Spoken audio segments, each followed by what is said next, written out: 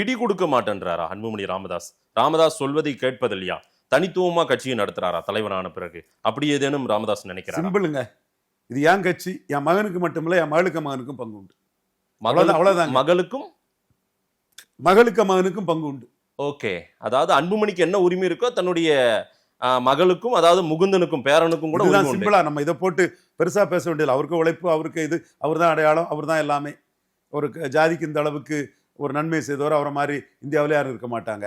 But அவரோட concept இவ்வளவுதான். ஏன்னா அன்புமணி தான் மட்டுமே டேக் ஓவர் பண்ணணும்னு நினைக்கிறார், தான் மட்டுமே அதிகாரம் செலுத்தணும்னு நினைக்கிறாரோ? கண்டிப்பா அது நினைக்கிறாரு. அது இப்பவே விட்டான்னா நாளைக்கு முகுந்தன் கூட எமர்ஜி ஆகி வந்துடலாம். ஓ, ஸோ அது விடக்கூடாதுன்னு அவர் நினைக்கிறாரு. தமிழ்குமரனை ஈஸ் அவுட் பண்ண மாதிரி முகுந்தனை ஈஸ் அவுட் பண்ணணும்னு அவர் நினைக்கிறாரு. ராமதாஸ் அதுக்கு தயார் இல்லை. நான் என்னோட ஆர்டர் படி தான் நடக்கும், என் விருப்பப்படி தான் நடக்கும். நீயும் ஓகே, முகுந்தனும் எனக்கு வேணும், அந்த மாதிரி அவர் போறாரு. அதனால இதை எடுக்கும்போது கூட்டணி எப்படிங்கிறத ராமதாஸ் தான் முடிவு பண்ணுவார். அந்த கூட்டணி இந்த கூட்டணின்னு இல்லை, எங்க பெஸ்ட் ஆஃபரோ என்ன இதுவோ அதில் தான் கூட்டணியை முடிவு பண்ணுவார். ரெண்டாவது யார் யாருக்கு டிக்கெட்டுங்கிறது அவர் தான் முடிவு பண்ணுவார்.